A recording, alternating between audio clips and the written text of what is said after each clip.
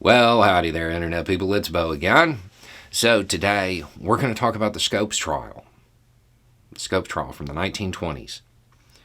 We're going to talk about that, and we're going to talk about what it can teach us about what's going to happen in the United States when it comes to a lot of social issues that are being debated in courts and in legislation, and how it's going to kind of shake out over the long term.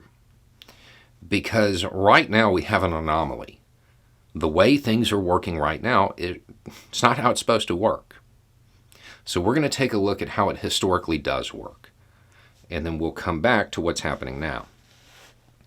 So the Scopes trial is the monkey trial. If you're not familiar with this, the United States has a long history of rejecting science and education in general. There was a law called the Butler Act on the books in Tennessee that prohibited the teaching of evolution. A teacher took it to court. July 10th through the 21st in 1925, took it to court and lost, just so you know. Lost. Fined $100 in the 1920s. That was a lot of money. Then appealed it to the Tennessee Supreme Court. And they appealed on four main grounds. The first is that the law was overly broad. What is evolution? And the court was like, yeah, I mean, we don't know, but we know it's something bad. We generally understand what it is. It's not overly broad. They appealed on free speech grounds. And the court was like, nope, you're contracted through the state. Agents of government do not have free speech. They appealed on the grounds that it violated Tennessee's Constitution because Tennessee was supposed to respect and uphold science and literature. And the court basically said, oh, it's not our job to sit in judgment of the legislature's intent, which, I mean, no, that quite literally is the court's job.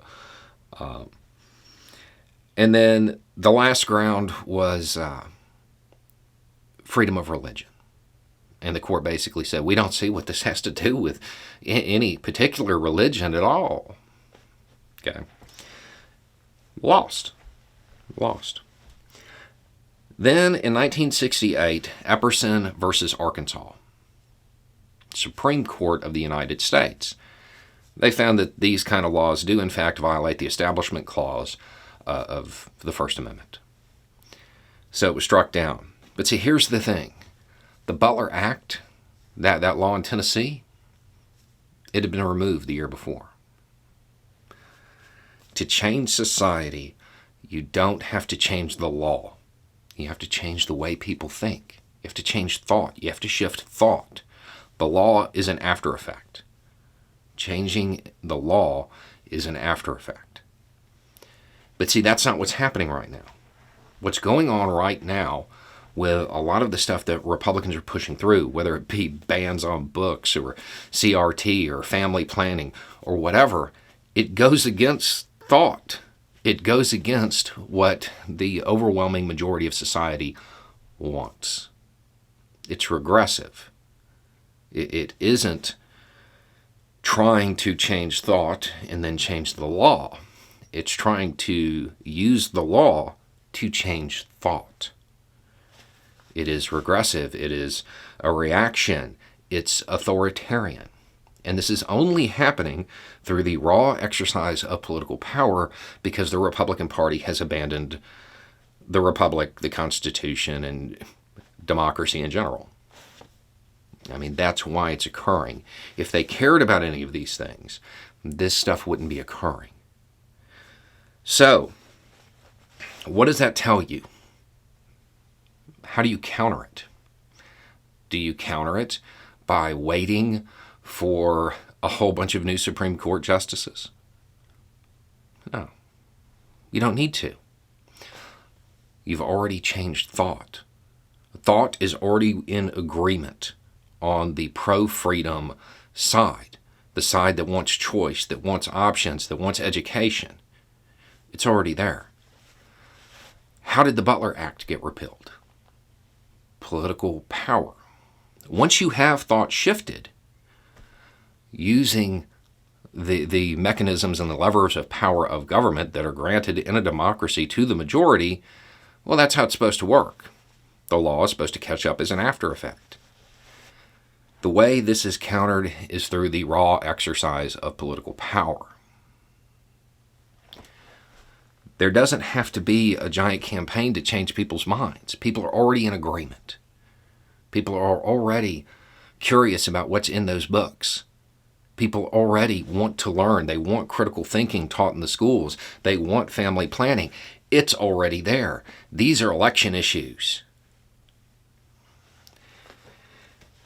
And the opposing party has to be willing to exercise raw political power to move the nation forward. So we're not just held down by regressive authoritarian goons. This is advanced citizenship in this country. This is part of it. The representatives that are in D.C. and in your state capital are supposed to be doing what the people want. And the overwhelming majority of people want freedom. They want choice. They want education. They don't want to be held back by people who are violating the Constitution. They don't want to be held back by people who are rejecting reality and substituting nostalgic TV shows from the 1950s for an understanding of history. It's the raw exercise of political power that will shift this dynamic. And the Democratic Party has to get on the ball. They have to be willing to fight. If you don't fight back, well, then it doesn't matter what thought gets shifted. Because those who are willing to exercise that power will always retain control. It's time for the Democratic Party to take the gloves off in a lot of ways. Anyway, it's just a thought. Y'all have a good day.